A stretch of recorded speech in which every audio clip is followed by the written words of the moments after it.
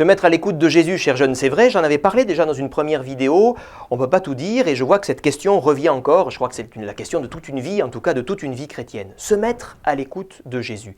Je vais te donner un indice et une phrase, écoute-la bien. Si tu veux entendre ce que Jésus te dit, eh bien d'abord il faut commencer par l'écouter. Ça paraît curieux comme phrase. Si tu veux entendre ce que Jésus a à te dire à toi, il faut que tu commences d'abord par l'écouter. Entendre, écouter, c'est pas pareil.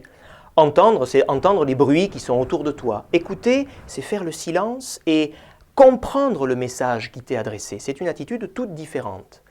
Tu peux entendre des choses et plusieurs choses en même temps. Tu ne peux pas écouter plusieurs choses en même temps. Et Jésus ne nous parle pas comme nous, comme moi je suis en train de te parler, comme toi tu es en train de m'écouter, bien sûr. Il a une façon toute particulière de nous parler. Il est la parole de Dieu, il est le Verbe incarné et il nous parle, eh bien, dans la Bible, lorsqu'on ouvre la Bible et qu'on fait silence en nous-mêmes et qu'on peut prendre et ouvrir un passage de l'Évangile.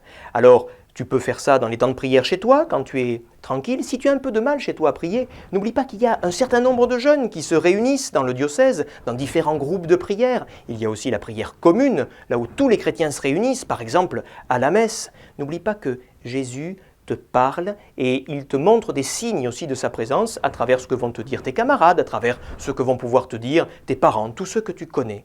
Alors n'hésite pas à consulter la page Facebook du diocèse et là tu auras toutes les activités des jeunes et tu pourras trouver un groupe qui peut peut-être te correspondre. N'oublie pas, et je termine avec ça, que Jésus veut que tu sois quelqu'un de libre et c'est pour ça qu'il est discret avec toi. Il ne va pas arriver avec son mégaphone pour te crier dans les oreilles.